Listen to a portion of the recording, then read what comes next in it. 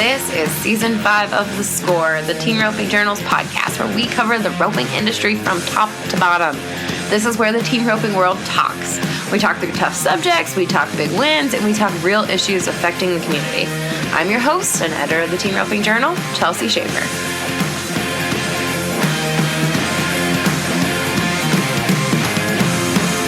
Hey Team Ropers, it's Jenna. Welcome back to another episode of The Short Score. This past weekend, brothers Joshua and Jonathan Torres cashed out more than $15,000 at 3 different pro rodeos, with their biggest payout coming from the Pendleton Round-Up.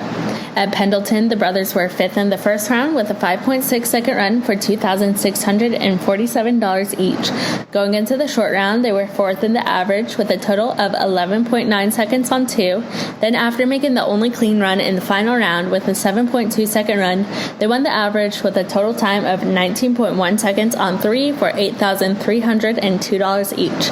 They kept their hot streak going, splitting 7th at New Mexico State Fair and Rodeo with a 5.9-second run for $1,375 each, and they split 6th at the Lions-Dixie Roundup with a 5.4-second run for $1,052 each. That put their total payout at $15,189 each, according to the PRCA's website. So that was enough to put Jonathan inside the top 15 of the Pro Rodeo Healers World standings.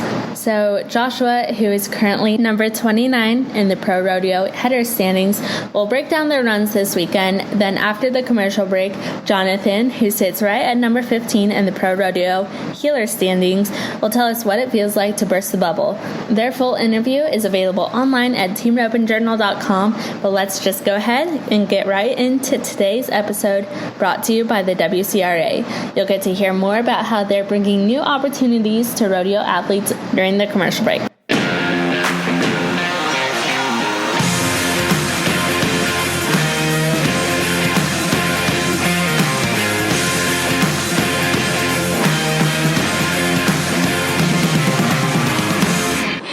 Let's talk about your weekend. You guys won at Pendleton, Albuquerque, St. George. Catch me up on that.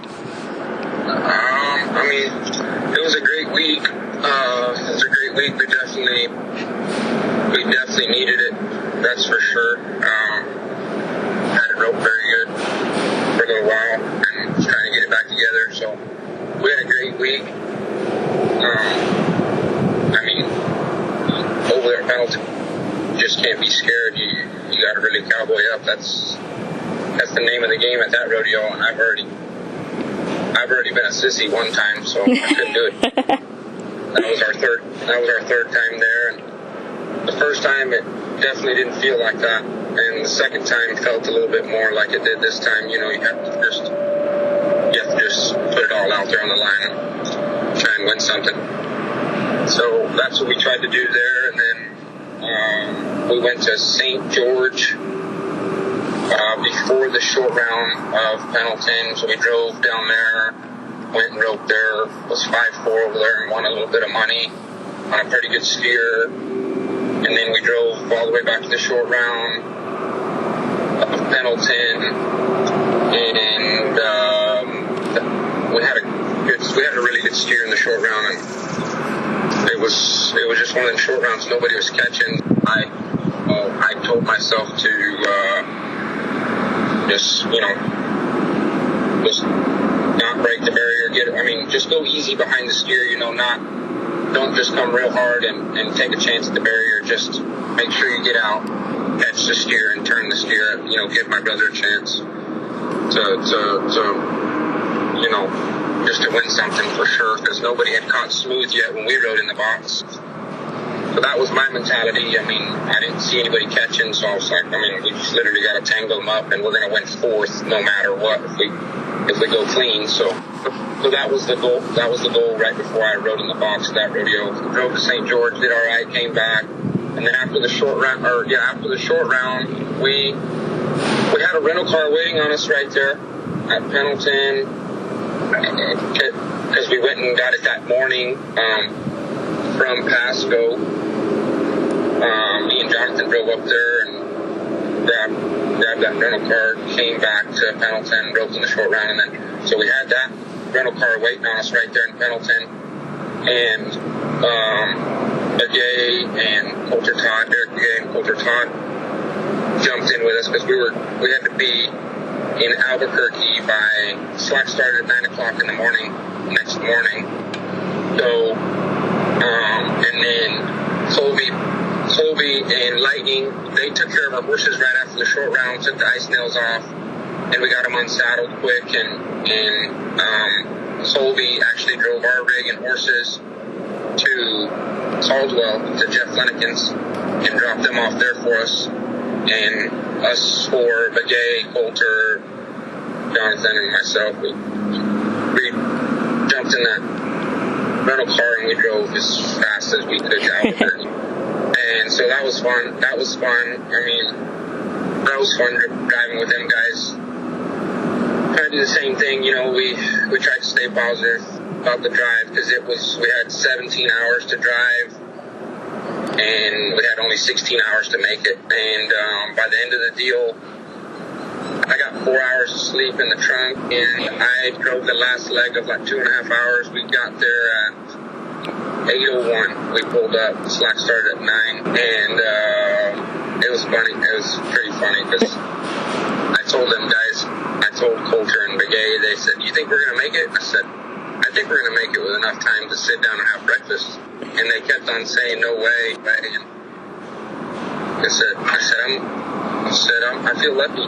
So, but that's what Begay always says. So I told him I felt lucky riding with him, you know. So we made it there, and Clint Summers had transmission ready for me, pretty much. I mean, he had Adam saddled, he warmed him up, the whole deal. And then Jonathan rode Jake Long's horse, and over there at Albuquerque, drew a decent steer, went 5-9. And won a little bit. I don't even know exactly how much we've won yet. I don't know if they got the payout correct, but and then we jumped back on we dropped that rental car off in Albuquerque, jumped on a plane and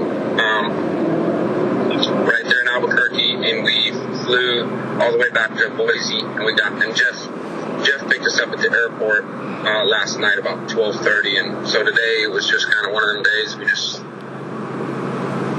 we was just checking all the prizes out and how awesome that rodeo, you know, Pendleton really is. Yeah. We hadn't seen really none of the prizes or nothing that we had won. Mm-hmm. And so we were just looking through all the trinkets and the whole deal, and me and my brother were, and was just amazed at how many prizes and how many cool prizes they give and how awesome that rodeo really is. You know, it's when you show up there, I feel like they want you there, and that's you know, it's that rodeo's for the cowboy. You know, it's they just treat you well. And great weekend, we needed it. My brother did great all week, and he got his old horse back. And we just had bad luck. We had bad luck there for a little bit. With some bad luck comes some good luck, so. Yeah, definitely.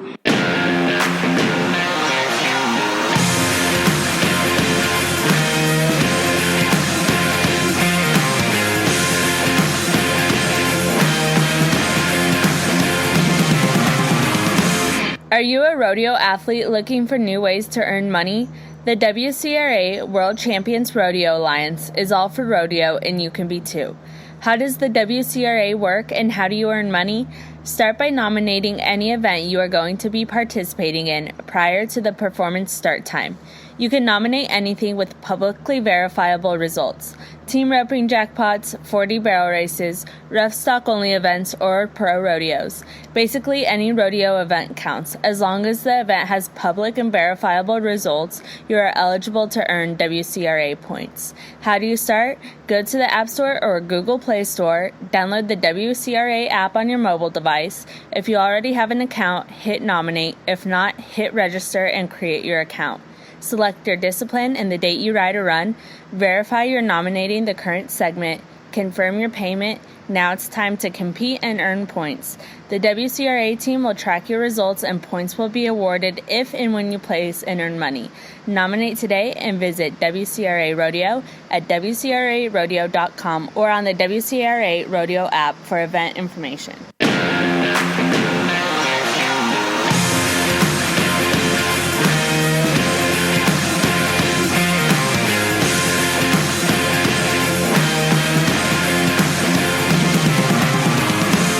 where you're at in the standings. How are you feeling? So I was like, I had a great week, and I didn't, like I say, you always try to do your job, and just the rest kind of comes with it. I just told myself I don't really have nothing to lose, so I've just been trying to go with that model a little bit. Just I got nothing to lose. I mean, do the best I can, and the rest will just hold on. Oh yeah, you're good.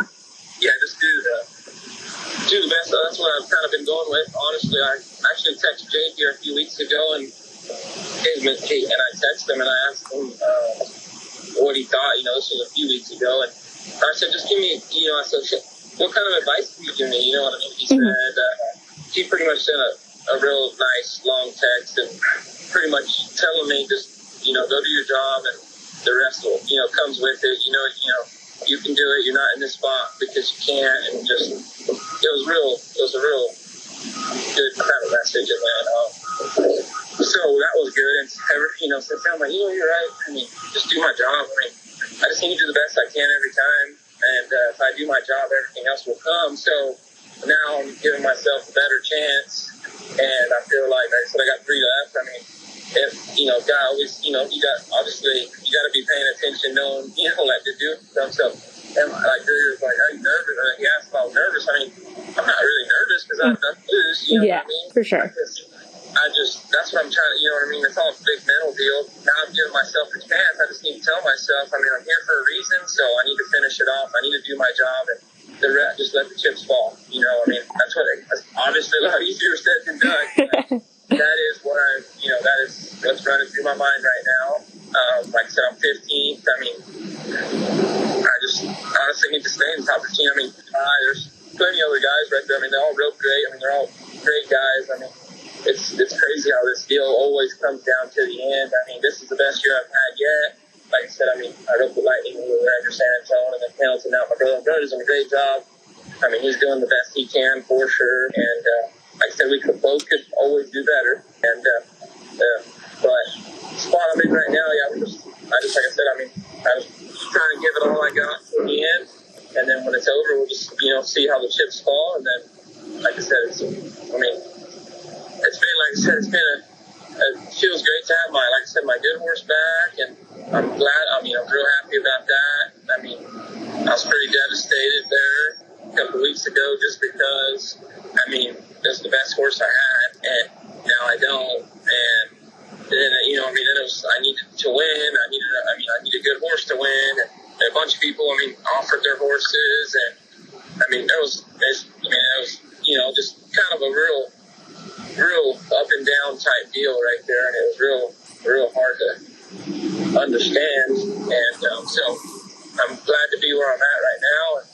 And I just thank, like I said, I just thank God a lot. I mean, trying to pray and stuff like that, So I just glad to be where I'm at now. I hope I can finish it off, and that's what we got going right now. It's not like that. I mean, Pendleton was a great win, a great time. So that was pretty clutch. I mean, like I said, I didn't see it. I would love to always win, what I mean? But just trying to stay level-minded. I do the right thing, Yeah, so that's kind of what we've been kind of thinking and where I'm at now. So now I just need to finish the year off, and we'll go from there. Yeah, awesome.